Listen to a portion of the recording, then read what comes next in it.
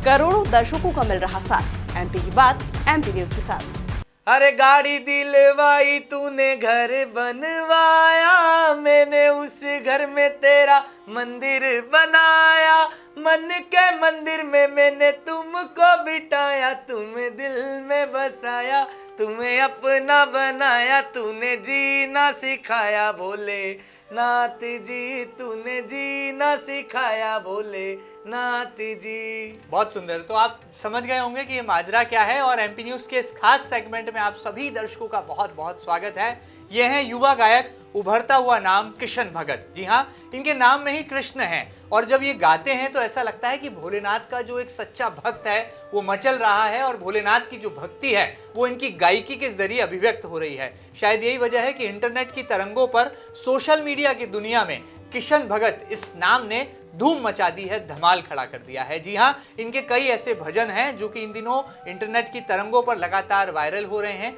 Millions of viewers इनके गानों को सुन रहे हैं, देख रहे हैं और सबसे बड़ी बात कि ये इंदौर के बेटे हैं। जी हाँ, किशन भगत से आज आपकी मुलाकात कराएंगे और किशन भगत की क्या है असली कहानी, कैसे संघर्षों के साये में ये बड़ा हुआ एक नौजवान गायक आज जो है लाखों करोड़ों दिलों की धड़कन बन चुका है और इनके जो तमाम गाने हैं वो कैसे लोग उसे पसंद कर रहे हैं। बात महाकाल की भक्ति की हो, शिव महिमा की हो या फिर भोलेनाथ की अपार महिमा की, तमाम वर्णन जो हैं अपने अनूठे अंदाज में किशन भगत अपनी गायकी के जरिए अपना ना केवल लोहा मनवा रहे हैं बल्कि सुमधुर आवाज के जरिए इंदौर को नई पहचान भी दे रहे हैं। बड़ी बात नहीं कि इंदौर के कैलाश खेर भी वो कहे जा रहे हैं क्योंकि उनका जो गेटअप है वो उन्हें कैलाश खेर की रेप्लिका भी यहाँ पर साबित करता है और कैसे उनकी आवाज में भोलेनाथ बसते हैं, भोलेनाथ की भक्ति अभिव्यक्त होती है। आइए बातचीत की शुरुआत करते हैं किशन भगत जी से। किशन जी, हमने सुना है आपके बारे में बहुत संघर्षों के बाद ये गायकी की दुनिया में आपने इतना बड़ा मुकाम हासिल कर लिया है और बहुत कम समय में किशन भगत आज लोगों के दिलों में बसते हैं। कैसे कर पाए, कैसे गायकी का ये जादू जो है आज आपको जो है एक अलग पहचान में जो है खड़ा करता है ला करके? सबसे पहले सभी को जय श्री महाकाल और सभी को मेरा प्यार, मेरे चाहने वालों को सभी को मेरा प्यार। और मैं ही नहीं, हर व्यक्ति ये काम कर सकता है अगर कोई लगन से करे, कोई ठान ले अगर कि मुझे नहीं ये करना है और उसमें अगर मेहनत करे तो हर कोई व्यक्ति कर सकता है ये काम। मैं ही नहीं, सभी बाबा के बच्चे हैं और सभी लोग कर सकते हैं। और मेरी कहानी कुछ ऐसी रही है जो है, मैं अभी मेरे नाना जी और नानी जी के पास रहता हूँ और बचपन से ही वहीं रहा हूँ। हाँ जी, इंदौर के पले बड़े हैं और संघर्ष बहुत किया है। किशन जी, हमने देखा है कि आमतौर पर कोई गायक होता है या भजन की दुनिया में कोई बड़ा नाम कमाता है तो वो खूब रियाज करता है, खुद अभ्यास करता है, उसे बचपन से जो है संगीत के संस्कार सिखाए जाते हैं, तालीम दी जाती है। लेकिन आपके साथ ऐसा कुछ नहीं हुआ, आपको राजा महाकाल की कृपा बरसी और आपको लगा कि आप गायकी की दुनिया में भी आगे बढ़ सकते हैं। पहला गाना आपने कौन सा गाया था जिसके बाद आपको लगा कि ये जो गायकी है यही अब आपका जीवन है, यही अब आपकी जिंदगी है?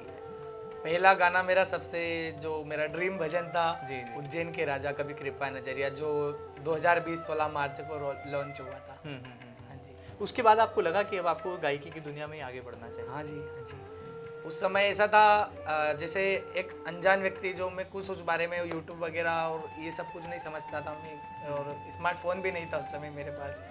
तो जैसे कुछ आसपास वाले और सब बताने लगे कि यार आपका गाना है, हाँ आपने जो गाया अभी वो चल रहा है, हम लोगों ने यहाँ सुना, हम लोगों ने वहाँ सुना, यूट्यूब पर वीडियो देखी हम लोगों ने, ऐसे फिर कॉल्स आने लगे कि भाई हम आपके फ़ैन हैं। तो फिर बढ़ावा ऐसे ही मिला, जनता का काफ़ी प्यार मिला और ये सब उन जनता का ही प्यार है जो आज मैं बढ़ रहा हूँ आगे और बढ़ा हूँ यहाँ तक। यहाँ पर दर्शकों को बता दें कि लगातार जो है YouTube पर इनके सब्सक्राइबर्स बढ़ते ही जा रहे हैं। अब तक 7 लाख से ज़्यादा जो है सब्सक्राइबर्स जो है इनके ऑफिशियल YouTube चैनल पर हैं। बिल्कुल, उसको भी क्रॉस कर रहा है ये आंकड़ा और लगातार मुझे लगता है जब तक ये इंटरव्यू ऑन एयर होगा तब तक ये आंकड़ा और जो है दोगुना हो चुका होगा। और आपको बता दें कि इनके कई ऐसे भजन हैं जो आज युवाओं की मोबाइल के सेलफोन में उनकी रिंगटोन है, हेलो ट्यून है और जब भी कोई राजा महाकाल की नगरी उज्जैन की तरफ कूच करता है तो गाड़ी में जो है किशन भगत जी के जो तमाम भजन है वो यहाँ पर गुनगुनाता हुआ नजर आता है। किशन जी, पहला गाना कब लिखा था आपने? क्योंकि आप खुद गायक भी हैं, म्यूजिक कंपोजर भी हैं और म्यूजिक डायरेक्टर भी, मैं कहूँ तो बड़ी बात नहीं। कैसे आपको ये संस्कार मिला या प्रेरणा मिली कि पहला गाना लिखा जाए और कौन सी वो तारीख थी, कौन सा वो दिन था जब आपकी ज़िंदगी पलट गई, यू टर्न हो गया?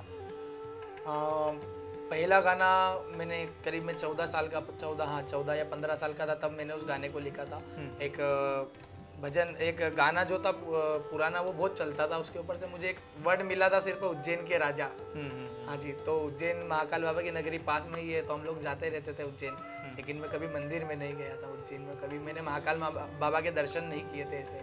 लेकिन मुझे एक शब्द मिल गया था, उज्जैन के राजा कभी कृपा नजरिया। उसको मैं लेकर और भी उस पर मतलब जोड़ कर, ये समझिए उस भजन को लिखने में, पूरा लिखने में उस 14 साल की उम्र से 20 साल की उम्र तक उसे मैंने लिखा। मतलब देखा जाए तो करीब 5 से 6 साल तक मैं उसे रिसर्च करके, क्योंकि मुझे इतना मतलब आइडिया नहीं था ना उस समय कि कैसे लिखना है, क्या करते हैं, क्योंकि मैं ना तो राइटर था और ना मैं कंपोजर था, ना सिंगर था।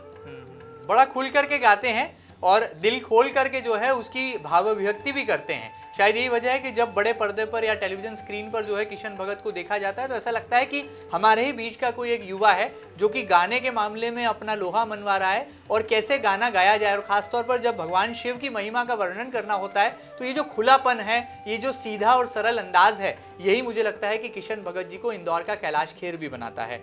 हमने देखा सोशल मीडिया पर तमाम लोग आपको कैलाश खेर, जूनियर कैलाश खेर, इंदौर के कैलाशा, ऐसे नामों से भी सुशोभित करते हैं। तो कैसा फील करते हैं, कैसा महसूस करते हैं, और क्या आप भी कैलाश खेर को अपना आदर्श मानते हैं? हाँ जी, हाँ जी, मैं सभी को, जो भी मेरे से बड़े कलाकार है, मैं सभी को अपना आदर्श उनका मानता हूँ, क्योंकि इन्हीं सबको मैं सुन कर सीखा हूँ। मतलब रात दिन सुना मैंने इन लोगों को, जब जाकर मैं आज बना हूँ। अच्छा, थोड़ा अपने बारे में बताइए कि कहाँ तक पढ़े हैं, कैसे संघर्षों के साए में जो है ज़िंदगी कट रही थी, लेकिन जब अचानक से राजा महाकाल की कृपा बरसी तो फिर जो है गायकी की दुनिया में छा गए, आप लोगों का दिल जीत लिया। मेरी कहानी ऐसी रही है, जब मैं 15 दिन का था उस समय थोड़ा सा पारिवारिक लड़ाई के चलते मेरे जो माता पिता है जो अलग हो गए थे थोड़ा। उसके बाद में जब मैं 10 साल का हुआ, पिताजी का देहांत हो गया था। और फिर मैं 12 साल का हुआ तो माताजी ने जो है सुसाइड कर लिया था। और उसके बाद में मैं मतलब रहा तो मैं बचपन से नानी के घर पे ही हूँ। उसके बाद में मैंने काफ़ी काम किया है, मैंने ठेला भी चलाया, मेरा ठेला आज भी मेरे घर पे रखा हुआ है। हाँ जी, तो वो ठेले पर मैंने सब्जी भी बेची है, शूज़ बेचे हैं, मेले में दुकान लगाई है, बहुत सारे ऐसे काम मैंने। और शॉप पर भी, कई शॉप पर मैं जॉब करने गया हूँ। आज भी वो लोग भी देखते तो उन्हें बहुत खुशी होती जिन शॉप पर मैं वर्क करता था। और सपोर्ट भी रहा है, फैमिली का भी सपोर्ट रहा है। उन्होंने मुझे मतलब बचपन से संभाला, उनके न होते हुए मम्मी पापा के, और पढ़ाया लिखाया। 12वीं तक मैं पढ़ा हूँ। और 12वीं चल रही थी इधर, उज्जैन के राजा पहला गाना जो है हिट हो रहा था, तो मेरा थोड़ा सा उधर से ध्यान हट गया पढ़ाई से। ये उज्जैन के राजा कैसे हिट हुआ, सुपर हिट कैसे हुआ, थोड़ा सा गुनगुना दीजिए, हमारे दर्शक भी जो है आनंद ले लेंगे और किशन जी की भक्ति के रंग हम भी देख पाएंगे।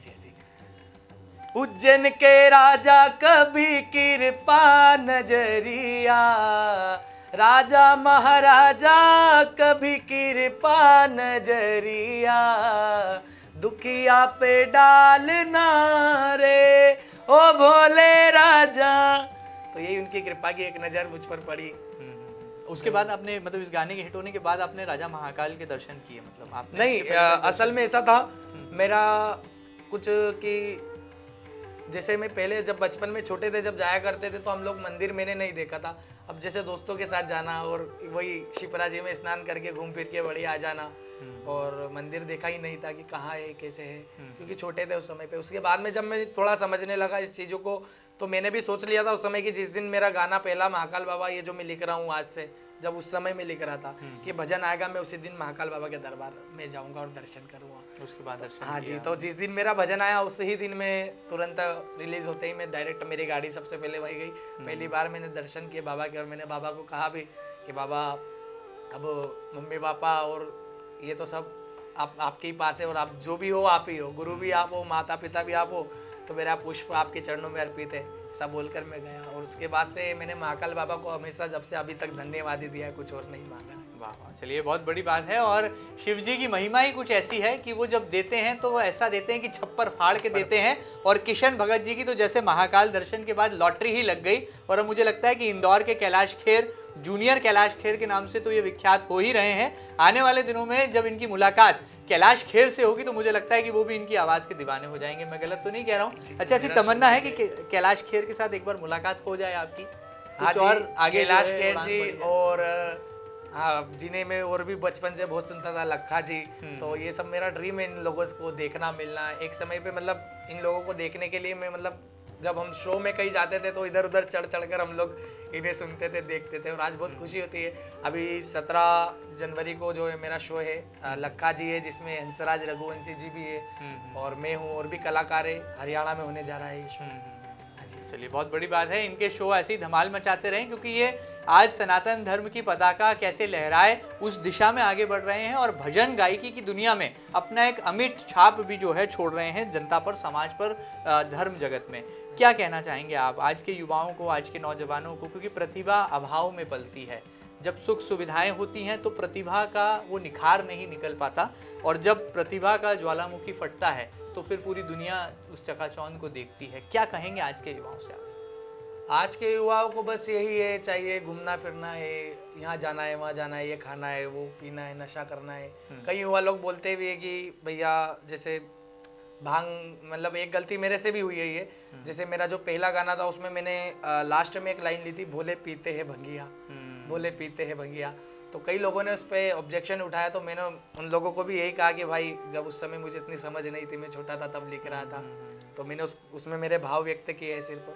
तो ऐसा नहीं है। फिर मैंने सर्च भी किया क्या है क्या नहीं, क्यों सभी बोलते हैं कि भोले भगवान ने भांग पी। तो मुझे उसमें जानने को मिला उसमें कि यार भोलेनाथ जी ने जब जहर विष पिया था तो उनके गले पर जो है ठंडाई के लिए लेप लगाई थी भांग की। तो उनका भांग से श्रृंगार होता है, ना कि उन्हें उनका प्याला जो है लगता है। बिल्कुल। हाँ जी। तो इसे जो नशा करते जो बोलते हैं कि भोले भगवान का नशा है, ये गलत है। ये बोलना गलत है कि ये भोले भगवान का नशा है हम करते हैं। तो ऐसे भोले भगवान ने जहर भी पिया था तो अपन जहर भी पी सकते हैं। क्या कहना चाहेंगे किशन जी? बस यही है कि अपने काम में ध्यान दे, मेहनत अपने घर परिवार को लेकर चले, सारी चीज़ें पीछे छोड़ करके अपने सिर्फ काम को महत्व दे, अंजाम दे उसे। अगर आपका कोई ड्रीम है, अगर आपका कोई सपना है कि नहीं मुझे करना है, सोचने से कुछ नहीं होता है, करना पड़ता है। बड़ी बात ये है, बहुत बड़ी बात है। बस करने से ही होता है। ये मुझे मतलब सक्सेस का कोई शॉर्टकट नहीं है। सक्सेस का कोई शॉर्टकट नहीं है। आप जितना करते जाओगे वो कम होते जाएगा। आपको ऐसा लगेगा ये कम है, हालांकि वो जनता की नज़र में एक बहुत बड़ी चीज़ है। अगर आप वाकई में एक सच राह पर चल रहे तो वो आपकी नज़र में हमेशा कम ही रहेगा। मैं कभी भी इंदौर में, और इंदौर ही नहीं सभी जगह कहीं भी जाता हूँ तो मैं कभी सेलिब्रिटी बन के नहीं रहता हूँ। मैं आज भी मेरे वहाँ बाइक से भी घूम लेता हूँ, और जैसा मतलब मेरा ऑफिस में रहता हूँ तो मेरे खुद के अगर बर्तन मुझे दिख जाते कि नहीं अगर ये ख़राब हो रहा है तो खुद भी मैं भी धो लेता हूँ, और सब मेरा काम मैं खुद कर लेता हूँ। चलिए, बड़ा ज़मीनी अंदाज है, एक सरल, एक आम आदमी की तरह जो है जीवन भी जीते हैं। और सबसे बड़ी बात जो है यहाँ पर इनकी ज़िंदगी से सीखना चाहिए। कहा जाता है कि माता पिता हमें संस्कार देते हैं, लेकिन इनके माता और पिता दोनों ही आज इस दुनिया में नहीं है, लेकिन उनके दिए संस्कार, उनकी दी प्रेरणा, या कहा जाए उनकी सिखाई बातें, और नाना नानी के साथ जो संघर्ष के साए में इन्होंने ज़िंदगी को आगे गुजारा है, वही जो है इनको आज इस मुकाम पर ले जाती है। और जिन पर कहा जाता है कि खुद शिव की कृपा बरस जाए तो किशन भगत जैसे लॉटरी निकल आती है। और ऐसे में वाकई में इनके जो मधुर गीत हैं या मधुर भजन हैं, उनका लुत्फ जो है मुझे लगता है आज की दुनिया में, इस टेंशन भरे ज़माने में, आपाधापी भरे युग में जो है हर युवा को सुनना चाहिए। कुछ हद तक भोले की भक्ति से भी जुड़ना चाहिए। भोले की भक्ति से कैसे जोड़ते हैं आप? क्योंकि आपकी आवाज़ में बहुत सादापन है, बहुत रियाज नहीं है, लेकिन एक सरल और कहा जाए एक बोलचाल की भाषा में जो है गीत लिखते हैं आप। तो यही आपकी जीत का मतलब है? मैं कभी भजन को भजन समझ के नहीं लिखता हूँ। बस मेरी और उनकी जो बात है, अगर मैं सोच रहा हूँ कि नहीं मुझे ऐसा होना चाहिए, एक जैसे एक बेटा अपने बाप से जो जिद करता है कि नहीं मुझे ये चाहिए, और उनके मेरे जो भाव है कि नहीं मैं ऐसा, अगर मुझे महाकाल बाबा मिल जाए तो ऐसा हो, अगर मुझे उज्जैन जाऊँ तो महाकाल बाबा मिल जाए, तो मैंने उस पर लिखा उज्जैन में पहुँचे तो महाकाल नजर आए। गा के सुना दीजिए भाव हो, बस इतनी कृपा करना मेरा वक्त सुधर जाए, बस इतनी कृपा करना मेरा वक्त सुधर जाए, बस इतनी कृपा करना मेरा वक्त सुधर जाए, बस इतनी कृपा करना मेरा वक्त सुधर जाए। उज्जैन में पहुँचूं तो, उज्जैन में पहुँचूं तो महाकाल नजर आए। बहुत सुंदर, बहुत सुंदर। इसमें एक लाइन मैंने डाली है, जैसे ये जो पसंद जनता को आता है, जो मेरे भाव में उस भजन में, अधिकतर भजन में मैं मेरा नाम यूज करता हूँ कि किशन भगत। तो उसमें भी मैंने ऐसे ही किया था, तो उसमें ऐसा नहीं लगता वहाँ किशन भगत नाम नहीं रहता है, वहाँ जो सुनता है वहाँ उसके भाव होते हैं, और वहाँ उसका नाम उसे खुद सुनाई देता है। जब बात आती है उसमें ऐसी एक लाइन है कि मेरी ये दुआओं में इतना तो असर आए, किशन की दुआओं में इतना तो असर आए, मैं दुख में जो रहूं तो, मैं दुख में जो रहूं तो बाबा को खबर जाए, उज्जैन में पहुंचूं तो महाकाल नजर आए। बहुत सुंदर, बहुत सुंदर। देख सकते हैं कि शिव जी को कैसे अपने ही शब्दों में पिरो देते हैं, माता जी की जय जयकार भी करते हैं, गणपति बप्पा मोरिया पर भी भजन लिख देते हैं। और किशन भगत हैं, दिल जीतना जानते हैं, दिल खोलना जानते हैं, इसलिए दिल से गायकी का लोहा भी मनवा लेते हैं।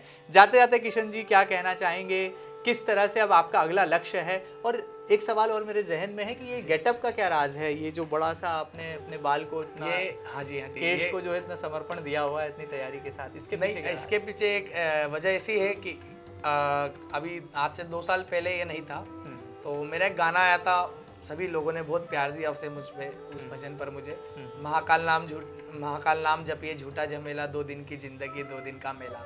तो ये एक निर्गुणी भजन जिसे हम बोल सकते हैं, जो है कि भैया जिंदगी में कुछ भी नहीं है, जाते जाते भी व्यक्ति को, और जो भी है समर्पण रहना चाहिए हमेशा। मैं तो ये जानता हूँ अगर आप समर्पण रहेंगे तो आपको और प्राप्त होगा। तो मेरा वो भजन आ रहा था, तो उसमें एक साधु वाली जो बात आती है, एक साधु महिमा की, नहीं ये भजन को सुनकर कुछ ऐसा लग रहा है कि सब त्याग देना चाहिए। तो मेरे जो डायरेक्टर थे जी उन्होंने कहा कि आपको बाल लंबे करने, उन्होंने कहा कि आपको कुछ एक ऐसा इस शूट में जो है गेटअप रखना होगा जिससे कि एक साधु वाला भेष हो। तो मैंने देखा, मुझे पता नहीं था कि ऐसा होता है, तो मैंने इस चीज़ को फिर करवाया उस समय। फिर मेरा पहला भजन आया वही वाला इस जटा में, तो वो भजन काफ़ी सभी को अच्छा लगा। तो मतलब ये एक ही भजन के लिए था, बट जनता का प्यार इतना मिला कि उसके बाद में मेरा गेटअप ही यही हुआ।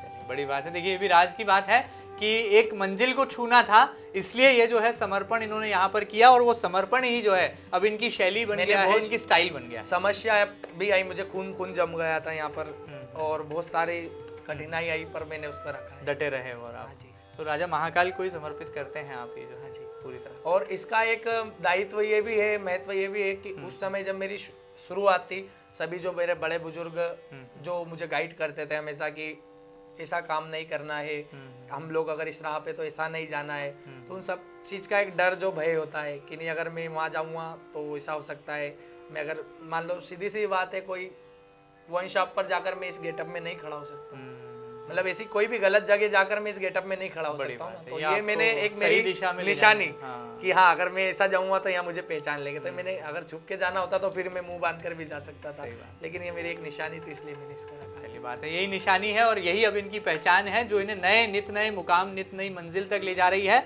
और ये भी कहा जा सकता है कि इनका जो समर्पण भाव है, यह कहा जाए हृदय की पवित्रता है, वही इनकी सफलता का मूल मंत्र भी है। और किशन भगत क्यों है, इनकी आवाज को सुनकर अंदाजा आप लगा सकते हैं, क्योंकि इंदौर का बेटा अब इंदौर का कैलाशा भी कहला रहा है। क्या कहेंगे जाते जाते एमपी न्यूज़ के तमाम करोड़ों दर्शकों से आप कि किस तरह से जीवन में जो है एक सफल राह पर एक नेक इरादे के साथ आगे बढ़ा जाए, और आज के युवा जो कि हिप हॉप वाली जनरेशन है जहां पर बादशाह को लोग सुनना पसंद करते हैं, उससे हट करके राजा महाकाल से कैसे आप लोगों को जोड़ पाते हैं? बस यही है, अगर भक्ति अगर सच्ची हो, सबसे पहली बात मैं जाते जाते एक बात ये बोलूँगा कि कभी किसी का बुरा नहीं चाहना चाहिए। अगर हम लोगों को किसी का 1 रुपये का भी बुरा करेंगे ना, तो उसके 1 के 10 हमको भरना जरूर है। 1 रुपये का भी किसी का बुरा मत करो, सबका फायदा सोचो, आप भगवान खुद आपको फायदा पहुंचाएगा, क्योंकि भोले की भक्ति का एक ही है कायदा, इसमें तो मिले बस फायदा ही फायदा। चलिए बहुत बड़ी बात है, भोले की भक्ति का यही है फायदा कि इसमें ना कोई कायदा, मतलब भोले की भक्ति का एक ही है कायदा, इसमें तो मिले बस फायदा ही। तो जाते जाते गीत ही गुनगुना दीजिए ताकि हम दर्शकों को जो है आपकी सुमधुर आवाज के साथ छोड़े जाएं। हो भोले की भक्ति का एक ही है कायदा, इसमें तो मिले बस फायदा ही फायदा, इसमें तो मिले बस फायदा ही फायदा। मैंने भी तो की है भक्ति तेरे नाम की, मैंने भी तो की है भक्ति तेरे नाम की, और बिगड़ी बना दी तूने मेरे नाम की, महाकाल तेरी भक्ति ने बवाल कर दिया। बहुत सुंदर। तो देख सकते हैं कि इंदौर के कैलाशा भी हैं, जूनियर कैलाश खेर भी कहे जा रहे हैं, और इंटरनेट की तरंगों पर धमाल मचा रहे हैं किशन भगत। और अपनी आवाज के जरिए राजा महाकाल की भक्ति का लोहा भी मनवा रहे हैं और उज्जैन के महाकाल लोक में भी अपनी गायकी का लोहा मनवाना चाहते हैं। जब देश के प्रधानमंत्री नरेंद्र मोदी, जो कि खुद परम शिव भक्त खुद को मानते हैं, ऐसे में ऐसे नौजवान आज के तमाम युवाओं को, भावी युवा पीढ़ी को एक सीख भी दे रहे हैं, सनातन धर्म से जोड़ने की दिशा में कारगर कदम भी उठा रहे हैं और सबसे बड़ी बात, हृदय की पवित्रता के साथ सफलता के आसमान को कैसे छुआ जा सकता है, ऐसी उड़ान भी बनकर सामने दिखाई दे रहे हैं किशन भगत। एमपी न्यूज की पूरी एडिटोरियल टीम ऐसे युवा गायक के साथ है और इनकी गायकी का लोहा पूरी दुनिया में माना जाएगा, क्योंकि इंदौर वो शहर है जो कि स्वच्छता का पाठ पूरी वैश्विक जगत को जो है सिखा सकता है, स्वच्छता के शिखर के आसमान को छू सकता है। ऐसे में इनकी गायकी का भी एक अनुपम जादू पूरी दुनिया पर छा जाए, ऐसी दुआएं जो है पूरा इंदौर आज कर रहा है और शिव की महिमा, शिव की गाथा को अपने ही अंदाज में अभिव्यक्त कर रहे हैं किशन भगत। इनके उज्जवल भविष्य की कामना के साथ आपको छोड़े चले जा रहे हैं। लगातार बने रहिएगा आपके अपने न्यूज चैनल एमपी न्यूज के साथ और ये खास साक्षात्कार, ये खास बातचीत आपको कैसी लगी, अपनी प्रतिक्रिया हम तक जरूर पहुंचाइएगा। ताजा तरीन खबरों के लिए लगातार बने रहें आपके अपने न्यूज चैनल एमपी न्यूज के साथ। तब तक दीजिए इजाजत, नमस्कार। जय श्री महाकाल। एमपी की नब्ज, एमपी का हाल, मध्य प्रदेश की हर खबर एमपी न्यूज टीवी के साथ। लगातार खबरों के लिए सब्सक्राइब करें हमारा YouTube channel MP news TV. Latest updates के लिए बेल आइकन दबाना जरा भी न भूलें।